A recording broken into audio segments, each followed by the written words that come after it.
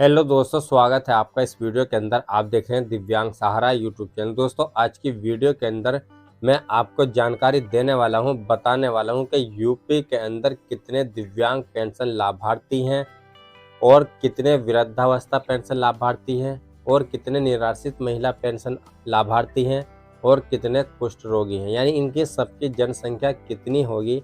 जब एक राज्य में इतनी जनसंख्या है तो पूरे भारत में कितनी जनसंख्या होगी।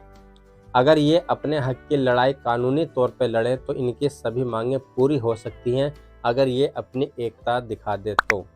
क्योंकि पेंशन का जो सबसे बड़ा मुद्दा है, किसी राज्य में पेंशन 1000 रुपये महीना है, किसी राज्य में 600 रुपये महीना है, किसी राज्य में 400 रुपये महीना पेंशन है।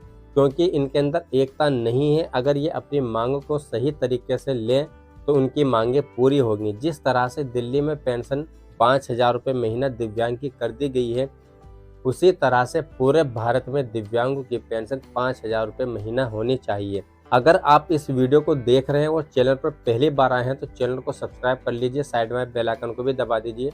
इससे क्या होगा, जो भी वीडियो हम अपलोड करेंगे उसकी नोटिफिकेशन आपको सबसे पहले देखने के लिए मिल जाएगी। आप मुझे कमेंट करके बताएं कि दिव्यांग की पेंशन 5000 रुपये महीना होनी चाहिए या नहीं होनी चाहिए, या दिव्यांगों को कोई रोजगार मिलना चाहिए या नहीं मिलना चाहिए। जब सरकार सकलांग व्यक्ति के लिए योजनाएं निकाल रही है तो विकलांग व्यक्ति के लिए योजनाएं क्यों नहीं निकाल रही है। जो सकलांग महिलाएं हैं उनको 2100 रुपये और 2500 रुपये यानी 2500 रुपये महीने तक का देने का वादा कर रही है सरकार। और जो दिव्यांग व्यक्ति हैं, मजबूर व्यक्ति हैं, जो मजदूर भी नहीं है, बेसहारा है, उनके लिए जो है सरकार किसी राज्य में 1000 रुपये महीना पेंशन, किसी राज्य में 4000 रुपये महीना पेंशन। ऐसा क्यों हो रहा है? जबकि सरकार का नारा है सबका साथ सबका विकास, फिर भी पेंशन एक समान नहीं है। जबकि महंगाई एक समान है, गैस सिलेंडर उसी रेट मिलता है और जितनी भी महंगाई है सब बराबर है, पर पेंशन बराबर क्यों नहीं है। तो आज इसी टॉपिक पर हम चर्चा करेंगे कि इनकी जनसंख्या कितनी है।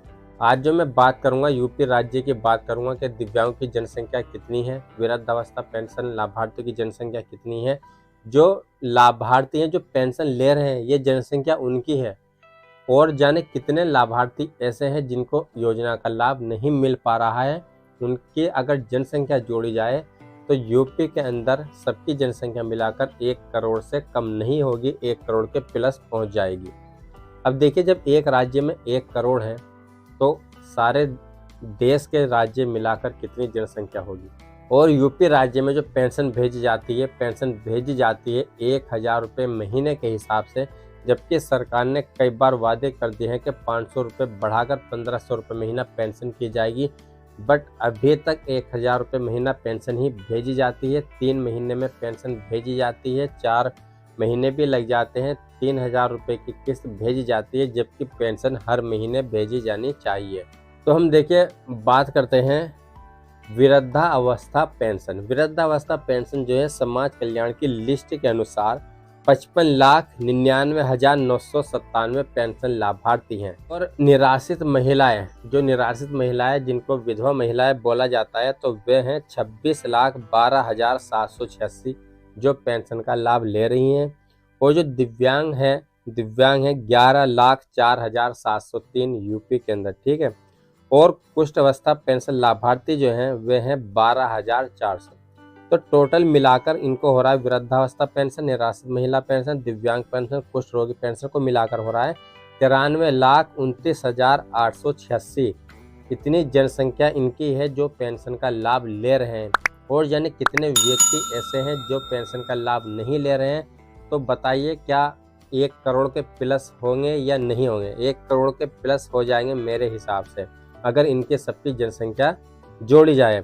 और अगर ये अपनी मांगे रखें, क्योंकि मांग इनकी कोई गलत नहीं है, जायज़ मांग है, तो इनकी मांगे सभी पूरी हो सकती है अगर सही तरीके से कानून के दायरे में होकर अपनी मांगों को लिया जाए। तो इनकी जो पात्रता होती है पेंशन लेने की, वो क्या क्या पात्रता होती है। तो पहले हम बात करते हैं वृद्धावस्था पेंशन की पात्रता के बारे में, कि इसकी पात्रता जो है होती है वो कैसे होती है, कौन व्यक्ति पात्र होता है, इस योजना का लाभ कैसे ले सकता है। तो देखिए, अब हम यहाँ पे क्लिक करके देखते हैं इसमें जो पात्रता दी गई है वो क्या क्या दी गई है। नंबर 1 पे इसमें जो दिया गया है वृद्धावस्था पेंशन लाभार्थी के लिए, एक वो लाभार्थी जिसकी आयु यानी जिसकी उम्र 60 वर्ष से प्लस हो चुकी है। ये यूपी राज्य की बात कर रहा हूँ मैं। जबकि झारखंड राज्य में जो है 50 वर्ष से ऊपर को जो उम्र हो जाती है उनको भी इस योजना का लाभ मिलता है। यूपी राज्य में 60 वर्ष से ऊपर को इस योजना का लाभ मिलता है। और जो गरीबी रेखा से नीचे जीवन यापन करने वाले हैं, ठीक है, और जिनकी आय यानी जिनका इनकम सर्टिफिकेट जो होता है, जो वार्षिक आय होती है 1 साल की, अगर ग्रामीण के रहने वाले हैं तो 46,080 रुपये और शहर के रहने वाले हैं तो 56,460 रुपये उसकी आय प्रमाण पत्र होना चाहिए वार्षिक आय का। एक उसके पास आधार कार्ड होना चाहिए, एक उसके पास बैंक अकाउंट होना चाहिए, बैंक अकाउंट में NPCI लिंक हो, आधार कार्ड में मोबाइल नंबर लिंक हो और सभी डॉक्यूमेंट्स में उसका नेम, एड्रेस, सब डिटेल पूरी कंप्लीट एक समान होनी चाहिए आय प्रमाण पत्र में भी। फिर वो इस योजना का आवेदन कर सकता है। इसमें सिक्योरिटी का प्रस्ताव लगता है। फिर आपको ये डॉक्यूमेंट्स कंप्लीट करके समाज कल्याण विभाग में जमा कर देने हैं, या अपने मुखिया सचिव को दे दें, या डायरेक्ट अपने ब्लॉक में सेक्रेटरी को जाकर जमा कर दें, ठीक है। इसमें जो पेंशन भेजी जाती है 1,000 रुपये महीने के हिसाब से पेंशन भेजी जाती है। योजना के अंतर्गत 60 वर्ष से 79 वर्ष के पात्र पेंशनरों को 1,000 रुपये यानी 800 राज्य वंश सरकार देती है और 200 रुपये केंद्र सरकार देती है। 80 वर्ष या उससे अधिक आयु के पेंशन लाभार्थियों को 500 रुपये राज्य सरकार और 500 रुपये केंद्र सरकार की धनराशि दी जाती है। यानी जो 80 वर्ष से ऊपर को हैं तो उनको 500 रुपये राज्य सरकार देती है और 500 रुपये केंद्र सरकार देती है। पेंशन 1,000 ही है। और जो 60 वर्ष से ऊपर को 79 तक है तो 800 रुपये राज्य सरकार और 200 रुपये केंद्र सरकार देती है। इसकी वेबसाइट है SSPY, या आप इसका फॉर्म जन सेवा केंद्र पर जाकर ऑनलाइन करा दीजिए। इसका एक प्रिंट कॉपी आपको अपने पास रखनी है और एक प्रिंट कॉपी आपको जो डॉक्यूमेंट्स हैं उनके साथ लगानी है, अटैच करनी है, ठीक है। और यही डॉक्यूमेंट जो है निराश्रित महिला जो होती हैं उसमें लगते हैं, पर उसमें एक डॉक्यूमेंट्स बढ़ जाता है, डेथ सर्टिफिकेट। जो उसके हस्बैंड का मृत्यु प्रमाण पत्र होता है वो डॉक्यूमेंट्स उसका बढ़ जाता है और सेक्रेटरी का प्रस्ताव इसमें भी लगता है। इसकी जो इनकम सर्टिफिकेट है, इसका इनकम सर्टिफिकेट में थोड़ी सी चेंजिंग है। तब एज जो है 18 वर्ष होनी चाहिए और इसमें इनकम सर्टिफिकेट जो लगता है वो 2 लाख रुपए तक का इनकम सर्टिफिकेट लग जाता है। जो निराश्रित महिला है, विधवा महिला है, तो इसका इनकम सर्टिफिकेट 2 लाख तक का लग जाता है, ठीक है। मृत्यु प्रमाण पत्र जरूरी लगता है।